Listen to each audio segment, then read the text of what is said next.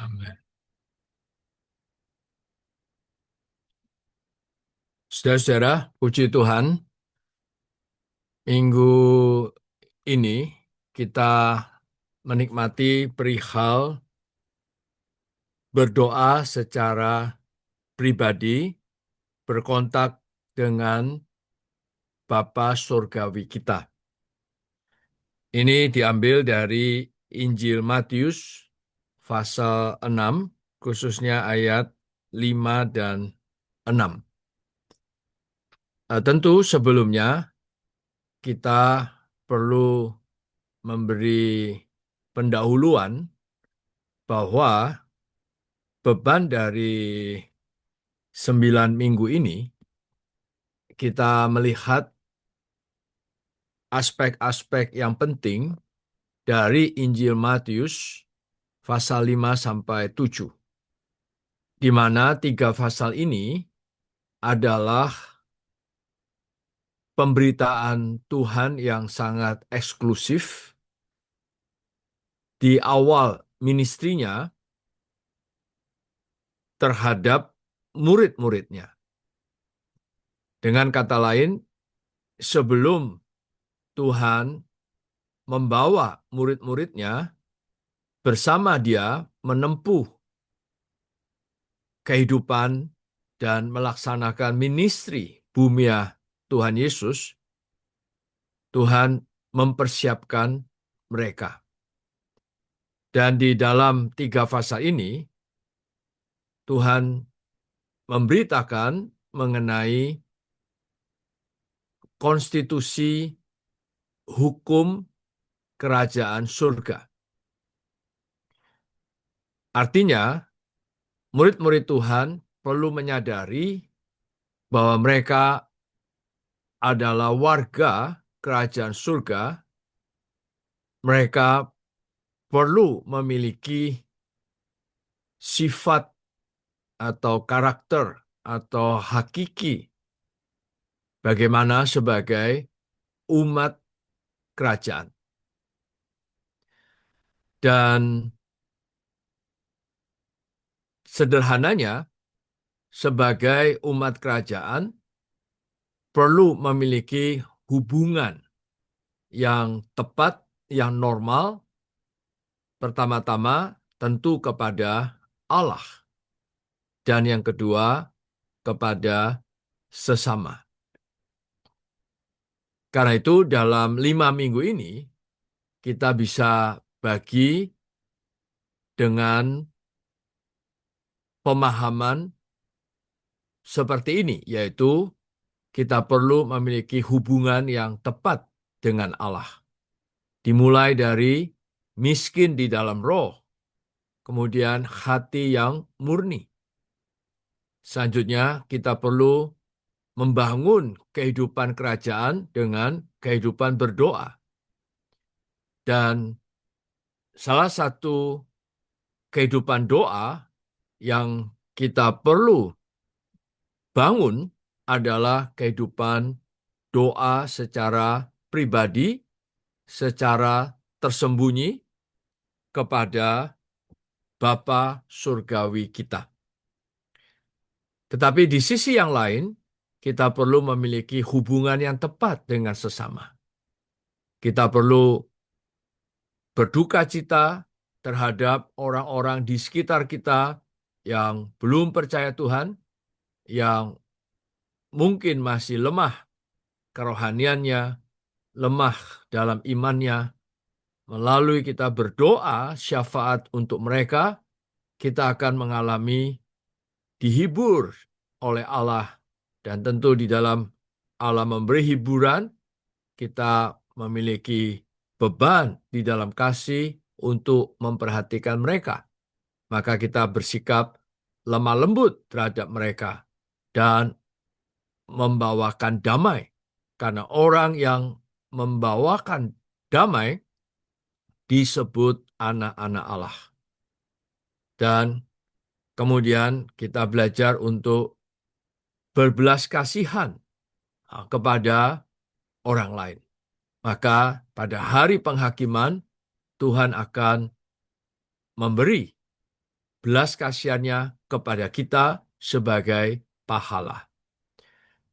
Nah, saudara-saudara, itulah prakata yang mungkin kita perlu sampaikan supaya saudara-saudari yang mendengar bisa dengan cepat menangkap alur dari 5 minggu ini. Kemudian untuk memasuki besok, berita berkaitan dengan pengalaman berdoa secara pribadi untuk mengontak Bapa Surgawi kita secara rahasia, maka saya akan menekankan 3 hal saja, 3 poin. Poin pertama, saya akan menekankan perihal bahwa doa secara pribadi itu merupakan kehidupan, bukan sekedar aktivitas, tetapi harus menjadi kehidupan kita, bukan sekedar kewajiban, tetapi adalah suatu kehidupan yang terus-menerus. Dan ini harus kita bangun secara pribadi di hadapan Tuhan.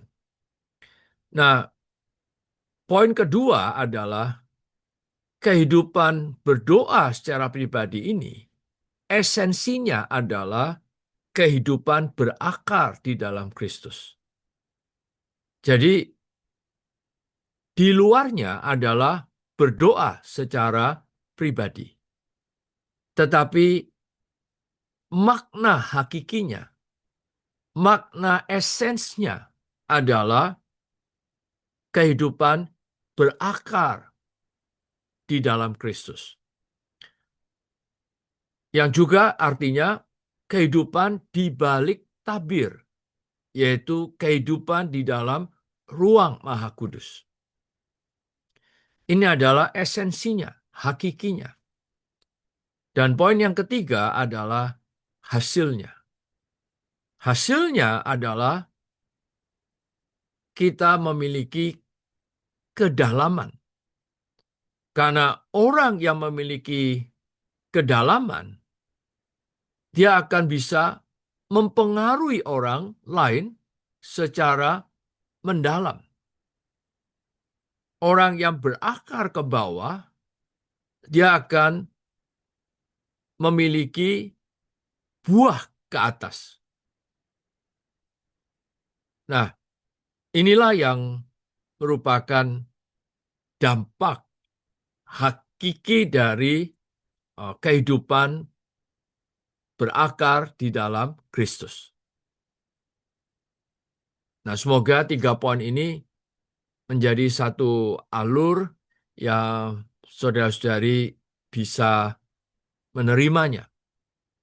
Karena tentang doa ini adalah topik yang tidak asing bagi semua orang.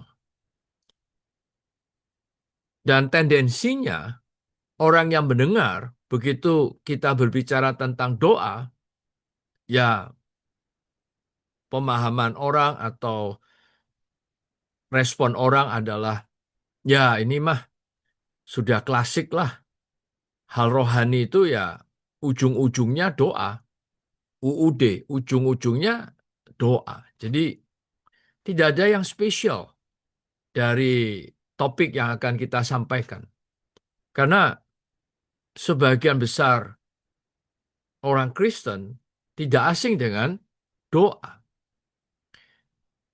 Ditambah lagi, mengenai doa sudah banyak pandangan-pandangan, pendapat-pendapat, atau opini-opini yang sudah berakar di dalam kebanyakan orang. Berpikir, ya doa itu suatu kewajiban agama. Doa itu, ya kalau saya perlu, ya saya baru berdoa. Berdoa itu ya saya ingin mendapatkan banyak dari Tuhan untuk saya. Jadi doa itu seperti adalah kewajiban saya di depan Tuhan Dan doa itu adalah cara saya untuk mendapatkan sesuatu dari Tuhan. Ini adalah konsepsi umum yang akan di apa di dikoreksi oleh berita ini. Maka saudara-saudara memang harus berdoa bagaimana bisa mengutarakan beban dari berita ini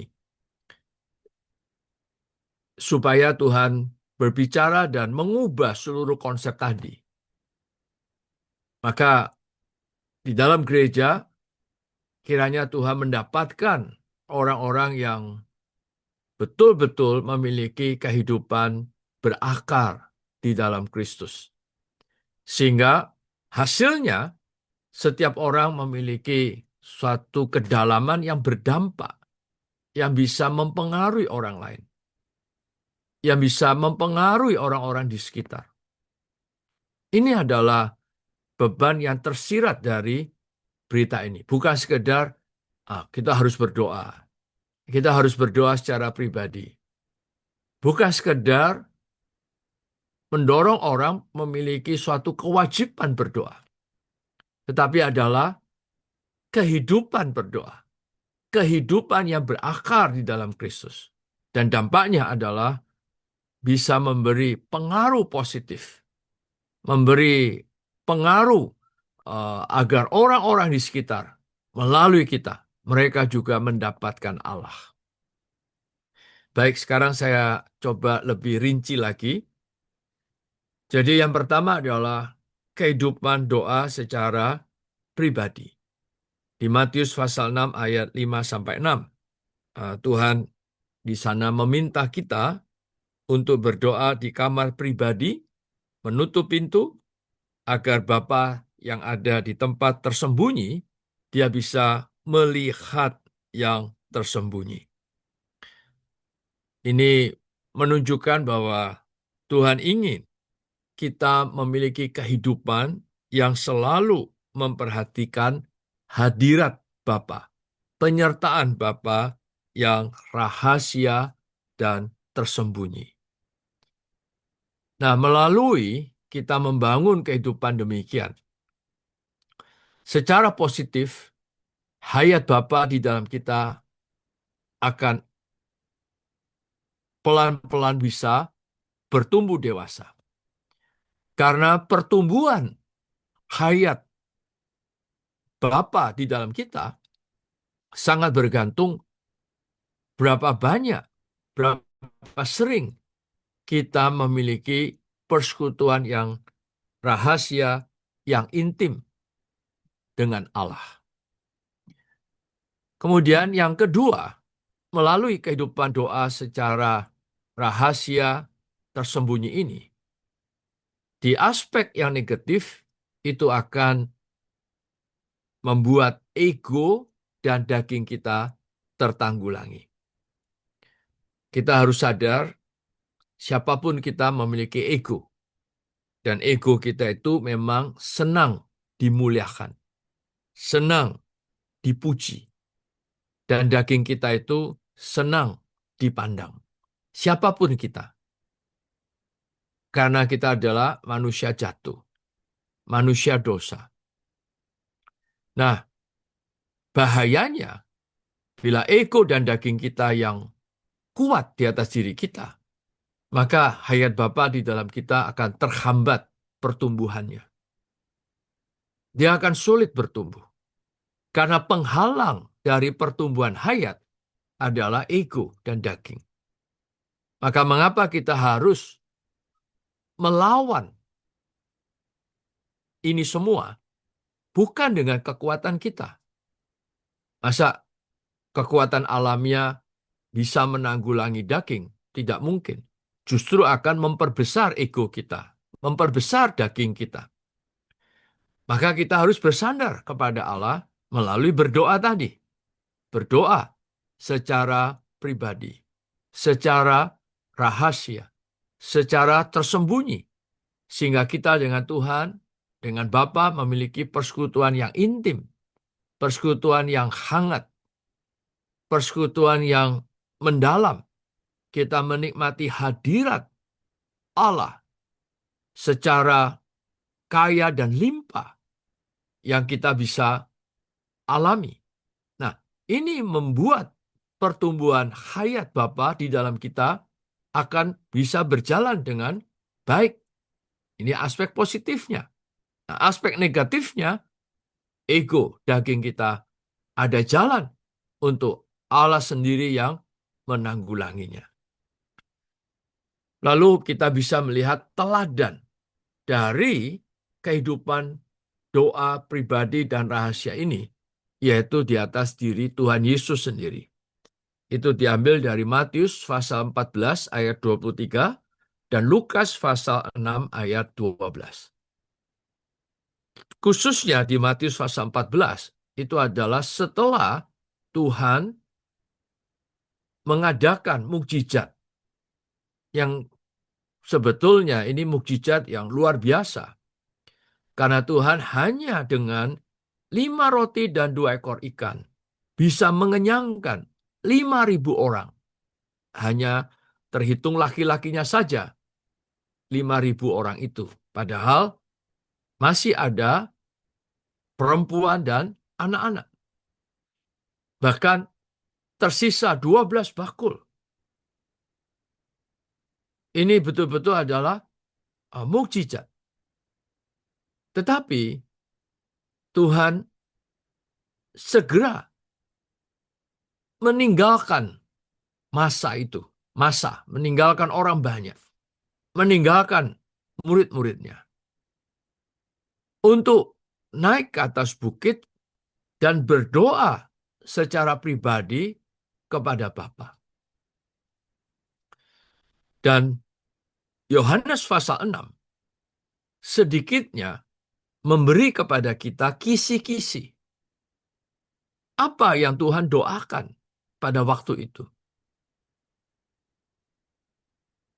Saya yakin yang Tuhan doakan pada waktu itu adalah agar 5.000 orang ini, ribuan orang ini, mereka bukan hanya dikenyangkan oleh makanan yang fisik, tetapi Tuhan berdoa agar mereka juga bisa mendapatkan makanan yang dapat bertahan sampai kekal. Di mana makanan itu adalah dirinya sendiri sebagai roti hidup, sebagai roti hayat.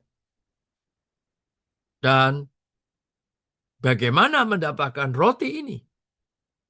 Dia berkata di Yohanes pasal 6 ayat 63, yaitu perkataan-perkataan yang kukatakan kepadamu adalah roh dan hayat. Artinya, Tuhan tidak merasa, wah, saya sudah sukses mengadakan mukjizat. Dan Tuhan juga tidak menikmati kesuksesan itu dengan berada terus. Sehingga dieluk-elukan, dipuji-puji oleh sekian ribu orang atas mukjizat yang mereka baru lihat, yang mereka baru alami.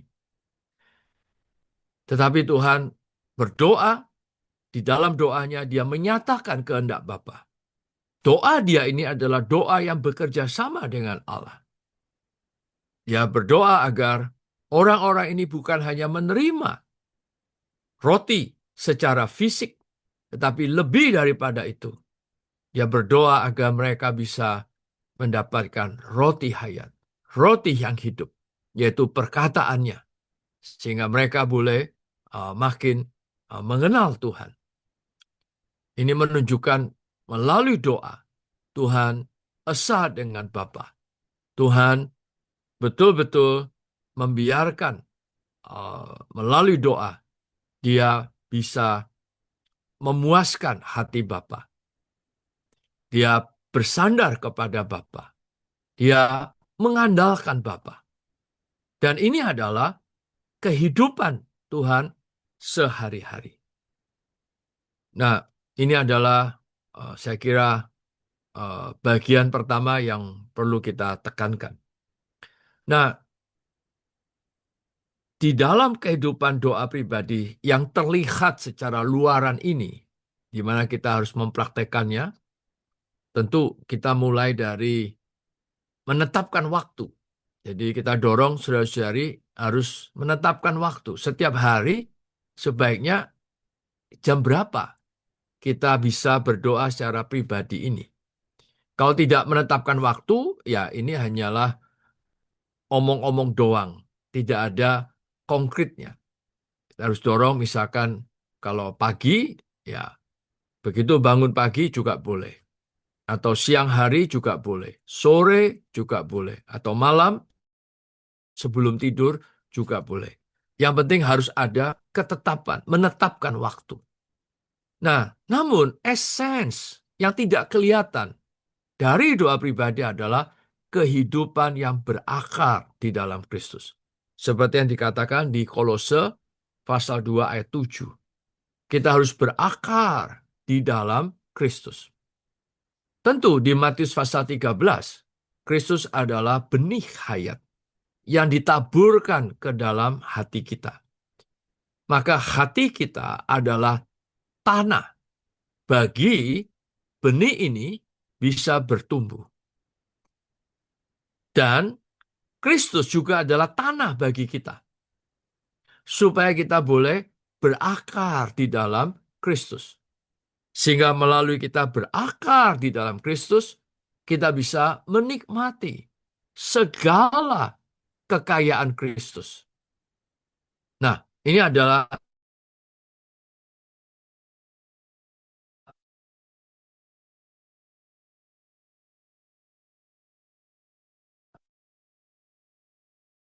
kita perlu membereskan hati kita.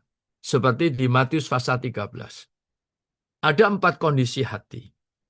Dan hati yang terbaik yang bisa membuat benih ini bisa bertumbuh, bertunas, bahkan menghasilkan buah, yaitu hati jenis keempat. Yaitu hati yang lemah lembut. Seperti tanah yang gembur, tanah yang baik. Dan tanah yang baik ini adalah tanah yang bukan 3 jenis hati yang lain. Tanah yang gembur, tanah yang baik, berarti dia bukan hati yang keras. Seperti tanah di pinggir jalan. Yang keras karena lalu lintas duniawi. Kalau kita sibuk dengan dunia, maka tentu hati kita akan keras.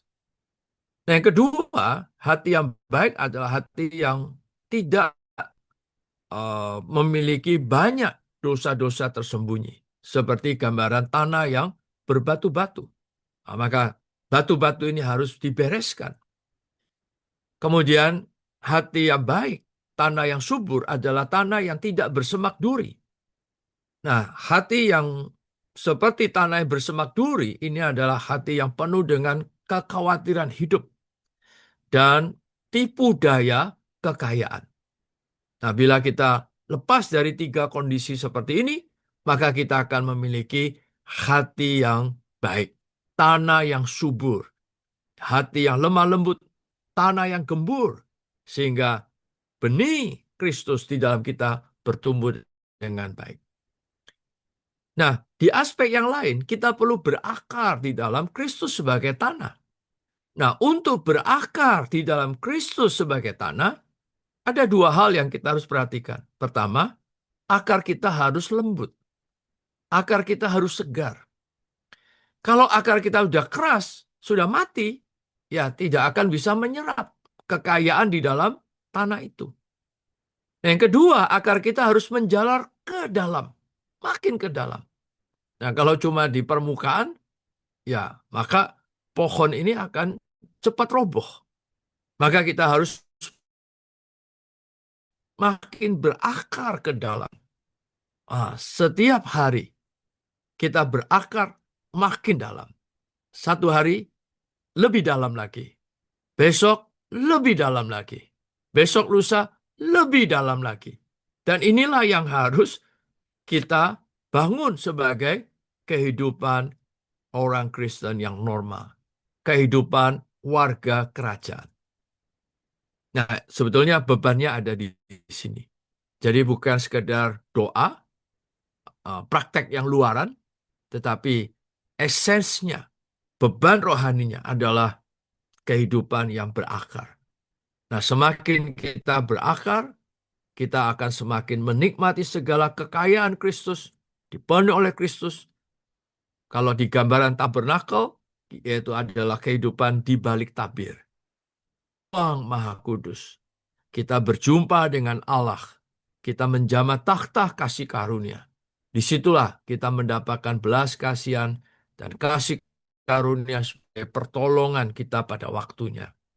Baik, nah yang terakhir, yang ketiga adalah hasilnya, dampaknya. Kita memiliki kehidupan yang dalam, maka kita akan memberi pengaruh kepada orang-orang di sekitar kita. Karena di Mazmur pasal 42 ayat 8 katakan bahwa kedalaman memanggil kepada kedalaman. Hanya orang yang dalam bisa mempengaruhi orang secara dalam. Nah, ini perlu kita pertimbangkan.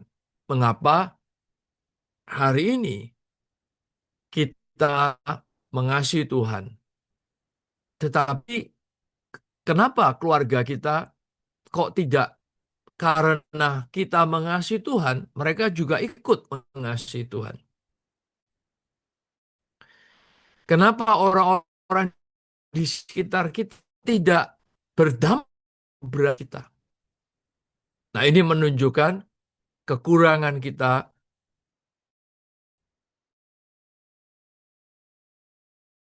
memiliki kehidupan yang mendalam. Itu dia ada di dalam penjara.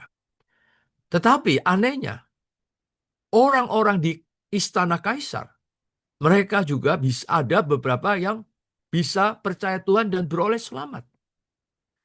Paulus tidak memberitakan Injil di atas mimbar.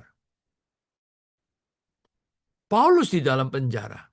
Tetapi orang-orang di sekitar, mungkin prajurit, orang-orang ada di istana kaisar, melihat keseharian Paulus. Mereka kemudian bisa terbuka, percaya Tuhan. Mereka beroleh selamat. Ini adalah dampak dari kehidupan yang dalam. Orang yang dalam, dia akan bisa mempengaruhi orang lain secara dalam. Dan itulah Kristus yang terekspresi. Inilah yang disebut di kitab Yesaya pasal 37 ayat 31.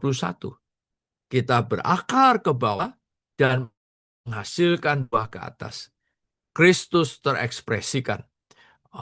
Dan orang lain, karena melihat Kristus yang terekspresi dari kehidupan kita, mereka juga akan mendapatkan berkat, yaitu mendapatkan Allah yang hidup. Nah, di sisi yang lain, kalau ada waktu boleh ditambah di dalam Kidung Agung pasal 4 ayat 12. Kita akan menjadi kebun yang tertutup, yang merupakan kebun yang sangat spesial untuk kenikmatan Tuhan. Kebun yang eksklusif. Tuhan menikmati kita. Tetapi sebetulnya, mengapa Tuhan bisa menikmati kita sebagai kebun yang tertutup? Karena kebun ini menghasilkan banyak bunga-bunga, banyak keharuman, banyak kelimpahan. Hasil dari kita mengalami Kristus. Jadi akhirnya kita memiliki kenikmatan bersama. Saling menikmati antara dia dengan kita. Antara Kristus dengan kita. Kita mendapatkan Kristus dan terakhir Kristus menikmati kita. Nah, saudara-saudari, kalau bisa mendengar pemberitaan ini sangat baik supaya di tengah-tengah kondisi yang tidak baik-baik saja, mereka moga-moga menjadi warga kerajaan yang tetap kokoh, tetap teguh, walaupun di depan banyak cobaan, banyak ujian, tetapi tidak akan jatuh, bahkan tetap teguh sampai berjumpa dengan Tuhan. Dan lebih daripada itu, Tuhan baru bisa mendapatkan kita untuk kepentingan Dia.